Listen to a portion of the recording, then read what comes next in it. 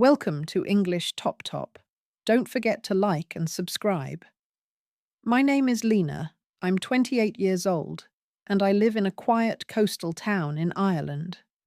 I work in a small art supply shop. It's not famous or fancy, just a warm place filled with colours, brushes, sketchbooks, and the quiet sound of soft music playing in the background. I'm not the manager, just the assistant. I help customers, organize shelves, answer calls, place orders, little things. I started this job almost 3 years ago. At the time, I really needed it. Rent, food, bills. It was all getting too much. My cousin Maeve said, "It's not your dream job, but it's a good place to start." And she was right. It was close to home, and the people were nice. But everything changed about 5 months ago. A new manager arrived, Colin. He was sharp-looking, confident, always wearing a silver watch and polished shoes. On his first day, he smiled big and said, "Let's make this shop the best in town." He brought croissants. He asked me, "Do you like it here?" I said yes, and I meant it at the time, but his behavior changed quickly. He started standing too close when he spoke. He'd touch my shoulder or arm for no reason. Once he said, "Someone like you could be doing more than just stocking paintbrushes." I forced a laugh, but something inside felt off. One night I was closing the shop alone, and Colin stayed late too. He said, "Let's get a drink, just us."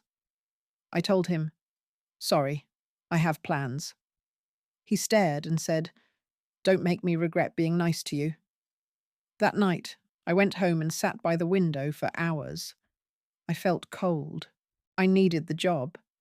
But now, I didn't feel safe. What if he fired me? Over the next few days, he gave me way too much work. He'd follow me around the shop saying, "Let's keep moving, Lina." I smiled on the outside, but inside, I was shrinking. I didn't know who to talk to. Maeve lived in another city. I felt trapped. What if no one believed me? Colin acted so kind around everyone else. Then something happened. A new girl joined the shop. Her name was Yasmin, and she was just 22. She asked me things like, "Where do the invoices go? And how do you restock the ink shelf?" I helped her, and she thanked me kindly. One day, she said, "Colin seems really sweet, doesn't he?" I hesitated. I just said, "Be cautious." 2 weeks later, Yasmin came to me, looking pale. She said, "He asked me to grab coffee after my shift. Said it'd help me understand the work better." I asked, "Did you go?" She shook her head. "No." It felt wrong. That night, we sat in a quiet tea shop near the harbour. I told her everything. She listened. Then she whispered, "He makes me feel the same way." I had blamed myself before, but now I knew it wasn't just me. We weren't alone. The next morning, we arrived at the shop early. We decided to speak up. There was a regional office we could contact. We had never done it before, but now we had to try. That night, I researched everything I could about workplace harassment. The advice was clear: document everything, keep records, save messages. So we did. For 2 weeks, we wrote everything down. One day, Colin messaged Yasmin, "You looked amazing today. Let's chat after your shift." She saved it. We took our records and contacted the main office. A woman named Mrs. Doran met us.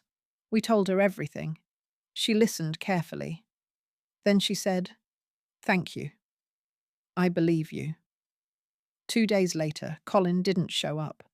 On the third day, he arrived, but avoided us completely. Later, we heard Mrs. Doran had a meeting with him. After that, he was gone. He never came back. I studied hard. A month later, Ciara asked, "Would you like to be our new team lead?" I said yes.